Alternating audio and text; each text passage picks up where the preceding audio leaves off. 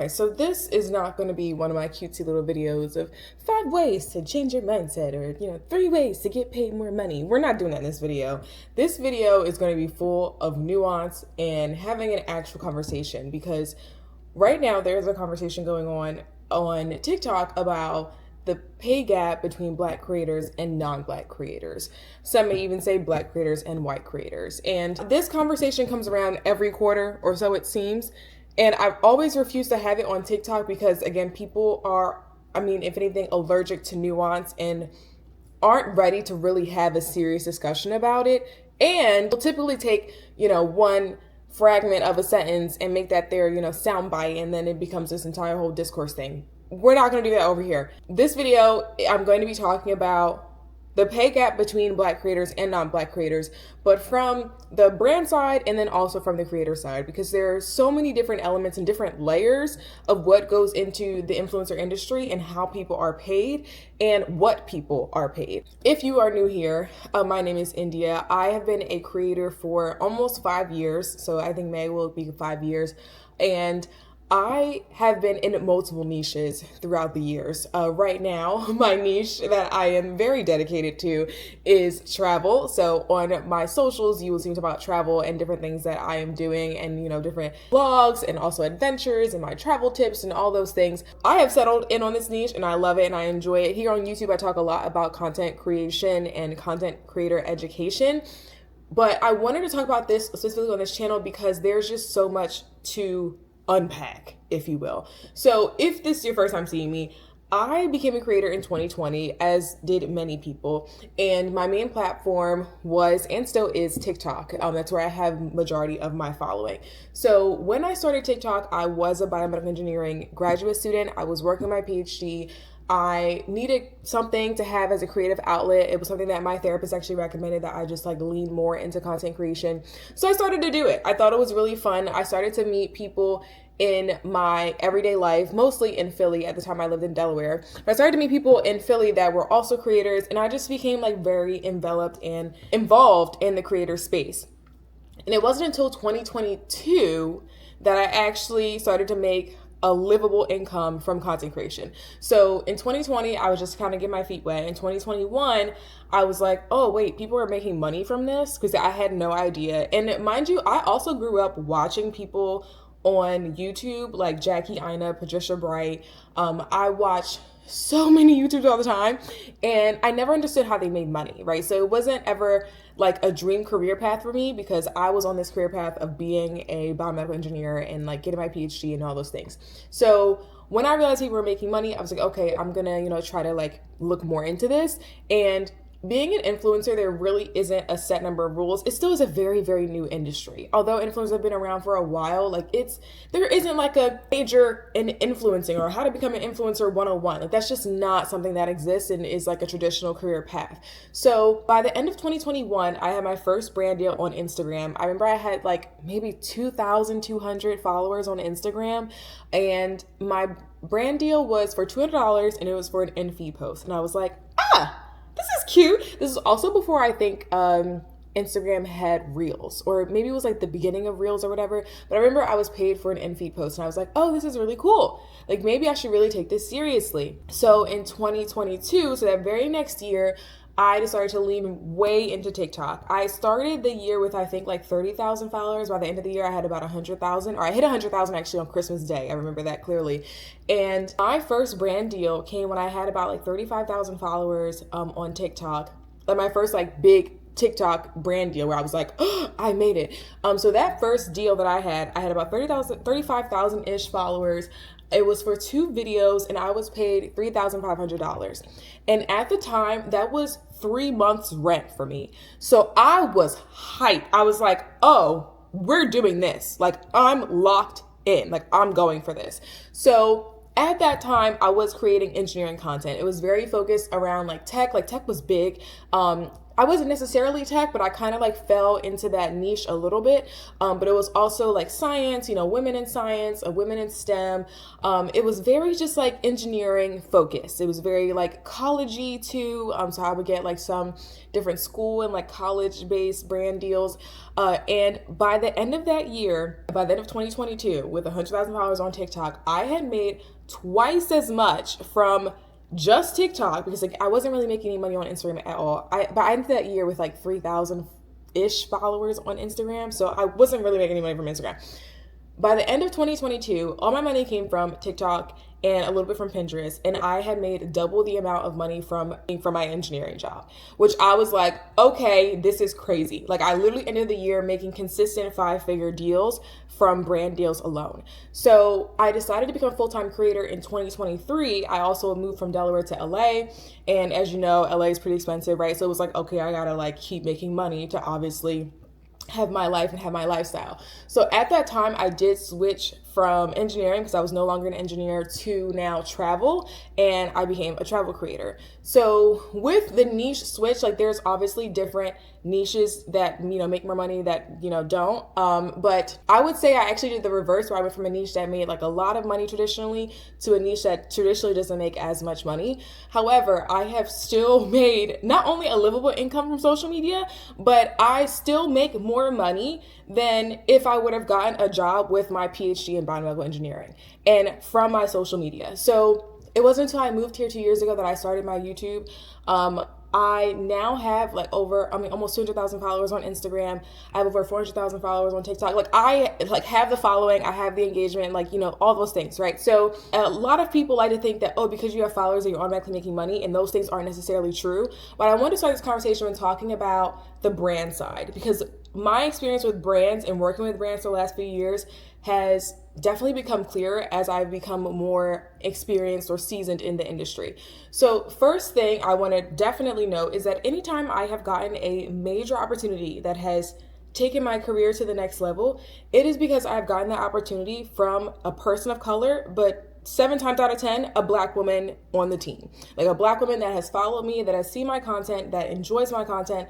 And, she works for the brand team or she works for an agency, and she's like, oh, Indy be the perfect person. We should have her on, whatever the opportunity is for that time. And the reason why I know, or how I know that that person of color has brought me on to the opportunity, is because there always comes a time where you meet the brand team, and where you either talk to them at like an event or at whatever it is that you're doing, like you get to meet them, and they will tell me like, oh, I remember you posted this video and that's when I followed you.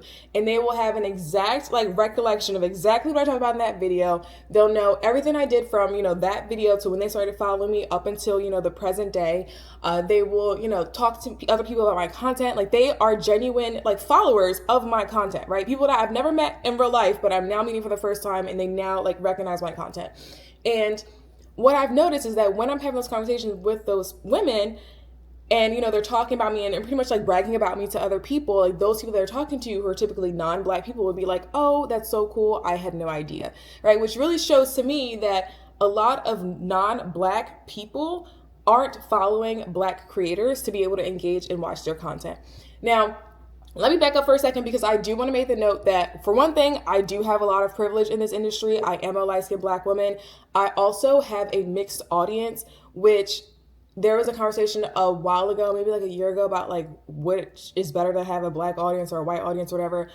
I don't even want to touch that 20-foot pole. But I will say that my audience has been mixed for majority of my influencing career. And I noticed it in 2022 when I started gaining a following on TikTok, that I had a following of mixed people, meaning majority of the people that follow me, and this is actually based on analytics that I do have, but majority of people that follow me are Black people, but the second highest number of people are actually white people, which is still surprising to me, but whatever. So I know that there's a mixed people that are following me. However, I still get the big brand opportunities, again, that take me from one level to the next from Black people or people of color on that brand team.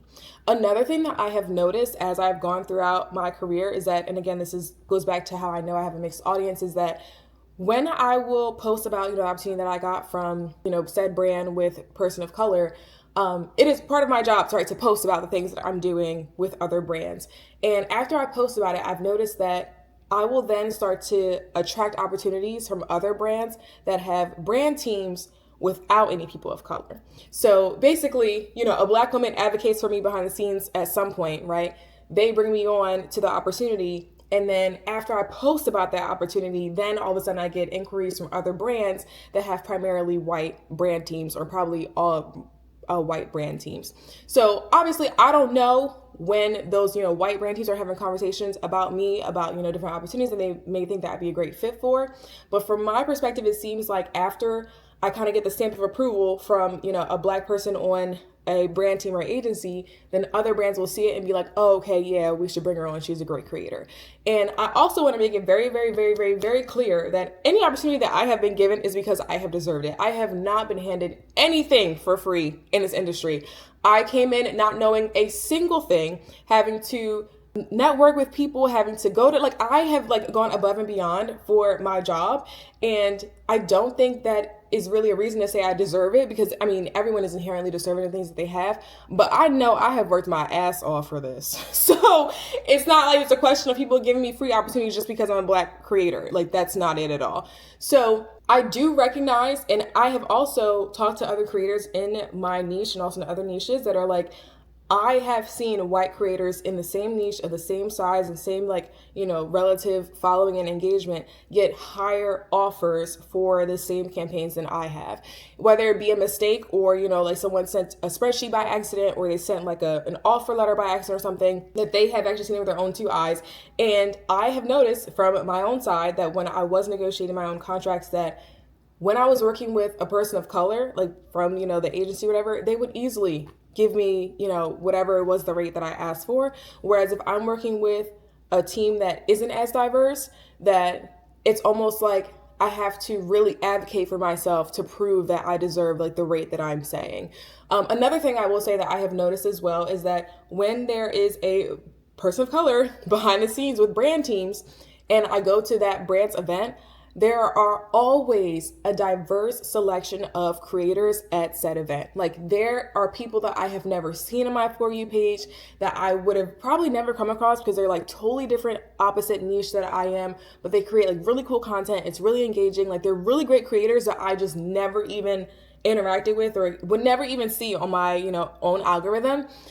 Whereas when I go to an event where the brand team is white, it is very, very obvious creators that are invited. And it's typically the same people that I will either see, or a replica of the people that I will see on my For You page. So there are very obvious differences between brand teams that have diversity versus brand teams that do not have any diversity. And again, like I said, I've been in this industry for almost 5 years now. I've been to in-person, I've been to online, I've done all the things that you can do. And those are patterns that I have noticed. It also depends on the niche. Like I said, I'm in the travel niche and I've kind of flipped and flopped. I do makeup content. I also do skiing content. I also do sports content with tennis. I do a bunch of different things. And I have noticed that across those things that I just mentioned, I have noticed across different, events, different outings, different brand situations, just different opportunities. So there definitely is a disparity between Black creators and non-Black creators, for sure, 1,000%. However, that being said, there is also a distinct difference between creators that are exceptional and are getting paid their worth versus creators that are not exceptional and are saying that they should be paid more. And for the sake of the rest of this video, I am going to talk about the exceptional creators, because what I've noticed online in general is that people who post videos call themselves creators. And that makes sense. You, by definition, are a creator if you post videos. However, a lot of times this conversation about the pay disparity between Black creators is typically compared between creators of, mega million followers versus mega million followers, right? They're not getting paid the same amount of money. And those are creators I'm talking about. The white creators that have millions of followers versus the Black creators that have millions of followers, they are not getting paid the same. And the reason why I'm talking about follower count specifically, even the follower count really does not matter in the grand scheme of things. But the reason why I'm talking about follower count specifically is because the Black people with followers are generally very, very great creators, where they are coming up with original content.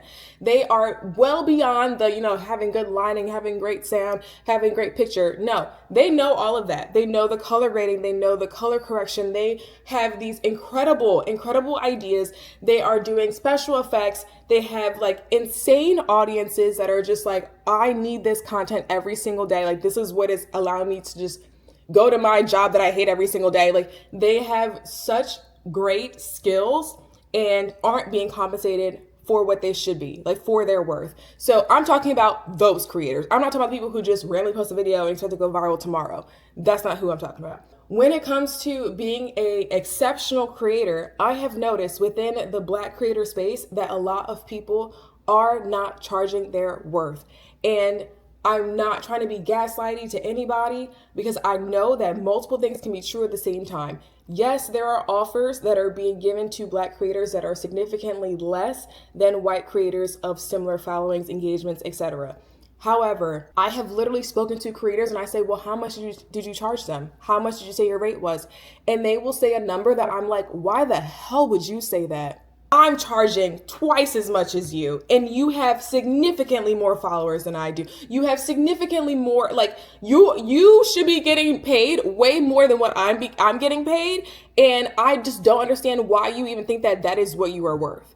And it makes me really, really upset, because I think a lot of people, specifically Black people, are kind of tied to this story of struggle, where it's like, oh, we have to struggle for everything. Oh, we got to do this all the time. Oh, it's always got to be a fight, when it doesn't. Like, a lot of being a business owner, because when you have your own personal brand, you are essentially, you become a business owner, like legally and, mentally, financially, you are a business owner. When you own your own business, it is up to you what you set your rates to be. And I just remember having one conversation with a girl who has been in the industry much longer than I have, has significantly more experience than I do. At the time, she had a larger following than I did. So she had greater reach, which is why I always say like following, but like, again, in the grand scheme of things, it really doesn't matter. But she was a seasoned creator, right? And we were having coffee one day. So she had told me during coffee that she was charging brands $5,000 a video. And I was like, oh, cool. Sounds good, right? And then later on that same conversation, she was like, yeah, I'm just trying to find a brand that has more than $1,000. And I was like, well, why would you set your rate that low? And she was like, what do you mean? And I was like, well, I think you meant that as a joke, but like, why tell yourself I just need to find somebody who has a budget over $1,000 when you just told me that last year you were making $5,000 per video? Like, it just doesn't make any sense to me why you would set your rate to be that low. Like, why would you lower your standards when you know your standard is already here? And I gave the analogy at that moment. I was like, it's kind of like you being like, well, I can't find anybody I like, so I'm gonna just take this guy because he's standing right here, even though you know that he doesn't fit your standards, or like he doesn't actually align to what you actually want.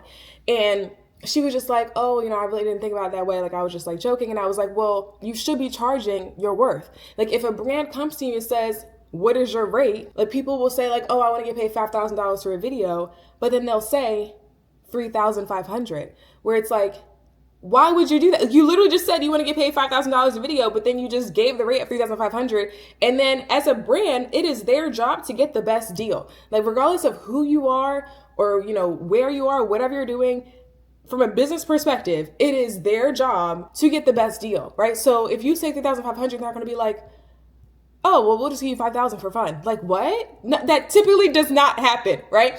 And a lot of people will do things like that and then come on the internet and say, well, this brand paid this girl, $10,000, only paid me $3,000. Well, they paid your rate that you said. You said you wanted $3,000, right? So like I said, there's a lot of nuances conversation, and a lot of brands go about it in different ways of how they pay creators and, what's their benchmark, whatever. But there have been so many times that a brand has reached out to me and said, hey, we have this gifting campaign. Would you like to participate? And I've said no. But if you do want me to work with you, I will be happy to share my rates with you. And they will come back and be like, actually, we really do want to work with you. What are your rates? And they pay the rates. I have literally turned gifted campaigns into 5-figure campaigns. Or there have been times where a brand has made an offer to me and I've said, oh, actually, this doesn't meet my rate. And I'll say, this is actually the rate that I work with. And they say, oh, okay, yeah, we can do that. No problem. So it's not that they don't have the money. It's that a lot of times people aren't asking for the money. And that is definitely part of the problem. Now, the other thing that I want to talk about, and this kind of goes back to people like kind of choosing struggle, is that a lot of people will see one person talk about something that kind of confirms, it's really confirmation bias, that confirms their initial thoughts or their judgments or their doubts about themselves and be like, oh, well, yeah, that's true. Of course it is true. Yeah. So they'll see, someone say like, this person paid $10,000 for a brand deal that I was only paid $5,000 for. And then they'll be like, oh yeah, that's because they don't pay Black creators for any of their work. Yes, that can be true. And also you asked for $5,000, so how is it that you want to be paid more? Like, people can't read your mind. You have to speak you have to speak up for yourself in order to get the things that you want. When it comes to confirmation bias, there's so much to it. There is really so much to it. And I have refrained for so long talking about mindset and self-concept and manifestation and wealth consciousness, which I genuinely believe so many Black people, like the Black community in general, just struggles with wealth consciousness because people are honestly kind of addicted to the struggle. Like, they just addicted to like the struggle love and, the struggle job and the struggle lifestyle and all this. And it does not have to be hard. And I know that people are triggered by that because I will see videos of Black women living soft lives and they'll be like, oh, well, she only lives that life because her man bought that for her. Or she only lives like that because, she's in credit card debt. Or she only lives like that because she has this like really stressful job and, that's how she's able to afford her lifestyle. Like, just because you make a lot of money does not mean that you have to be stressed out at your job. Just because you live a soft life does not mean that you have to be reliant on a man. Just because you make a lot of money does not mean that you have to be working every hour on the hour. Like, those things are really just indicators of a limited mindset. And there is a lot of limited mindset on I would say like the fast apps, which is basically TikTok and Instagram, where people find it so hard to believe that a person with a micro influencer could be making multiple six figures. For I know micro creators that are making multiple six figures. I also know mega creators that are making multiple six figures. I actually watched a video, and I will link the video below. And I believe it's with what's her name? KarenBritChick. Is that her name? She's a British girl and she has fashion content. And her and two other Black women did a video about how much money they make as an influencer. And this was from years ago. And at the time, they were all like, I think they each had like 100,000 followers or something on their platforms, or maybe like around that mark, depending on what platform it is. But none of them have millions of followers, right? That's the point I'm trying to make. None of them have millions of followers, but they made a video talking about like the ins and outs of being a creator and being an influencer. And all three of them said, I am going to make 7 figures this year. Not like, oh, I'm manifesting it. Like, no, they were about to enter Q4 and they were like, I'm already at about $600,000, $700,000 on the year. I know I'm going to go over $1 million by the end of this year. So it's not that you have to be, a palatable Black girl to make money, or you have to be a light-skinned Black girl to make money, or you have to be in a certain niche to make money. I know Black creators and dark-skinned Black girl gamers who are actually making money from brand deals, right? So I think a lot of it is limited mindset, and a lot of it is people, I hate saying choosing struggle, but like choosing to have a hard story where you don't have to have a hard story. And one of the things that really helped me become more comfortable with making more money, because money is truly relative. Like $5,000 can be a lot to me and it can be a little bit to you, or vice versa, right? Like $5,000 for a purse is a little bit to me. It may be ridiculous to you, right? It's all relative. But one of the things that really helped me with wealth consciousness is really learning from other people here on YouTube and also through books about allowing yourself to earn more money and allowing yourself to indulge in the things that you truly want, the lifestyle that you want, regardless of whether or not it's realistic, because I truly, truly hate that word. I hate people say, oh, well, what's a realistic salary? There is no realistic. And also, I'm not going to choose to live in your realistic lifestyle because honestly, a lot of y'all look miserable behind the scenes, right? So why would I choose to be a realistic? But I digress. Anyway, a lot of things that really helped me in terms of wealth consciousness and just being able to accept and be comfortable with accepting large amounts of money is changing my mindset and really unpacking my limited beliefs. And I'm saying this as someone who grew up like watching my parents struggle. And I'm being so honest, like of working so many hours and not having enough money at the end of the day, and having to put things on credit cards, and having to, work multiple ways and try other ways to make more money, where a lot of it is really about mindset and self-concept. And I mean, I can make so many videos about this topic alone, but when you think that you don't deserve a certain amount of money, you are only going to accept the amount of money that you mentally think you can deserve. You deserve. When I had my first TikTok brand deal, when I made 3 times the rent in 1 month, I was like, wow, this is insane. I don't even need to make any more money because I've already covered my rent and all my bills and all these things.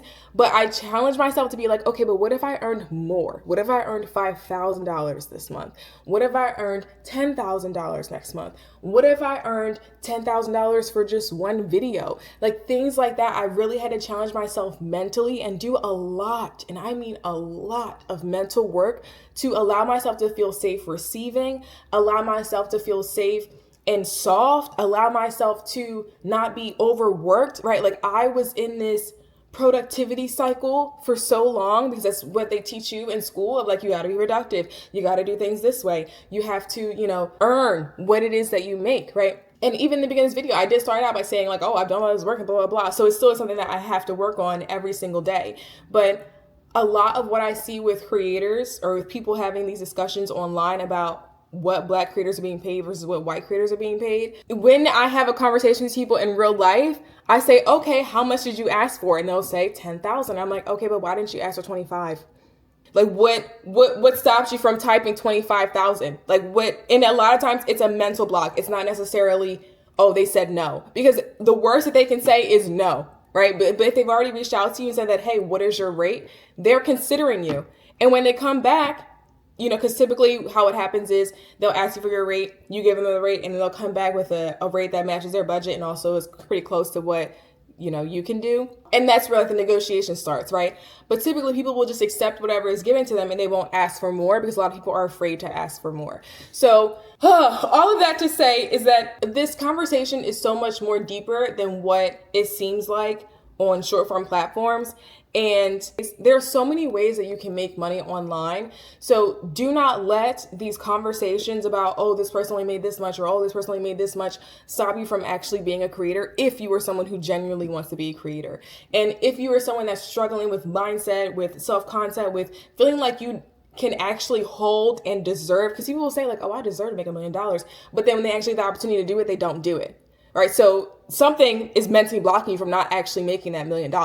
But what I'm trying to get at is that a lot of people really have to do a lot of inner work to accept the money and also be comfortable with accepting the money and also with all their inherent limited beliefs that are lying beneath the surface. And at the same time, it is also true that Black creators are receiving lower offers from brands, and that, non-Black creators are being paid more for very simplistic content, and that brand teams and branded agencies can also do a better job of finding diverse creators and people that are going to cover so much more ground than just the typical carbon copy that we see every single day on these brand trips. So there is just so much that goes into it. And if you guys want to see more of this like wealth consciousness and self-concept and manifestation videos, let me know in the comments. But I will see you guys in the next video. Bye.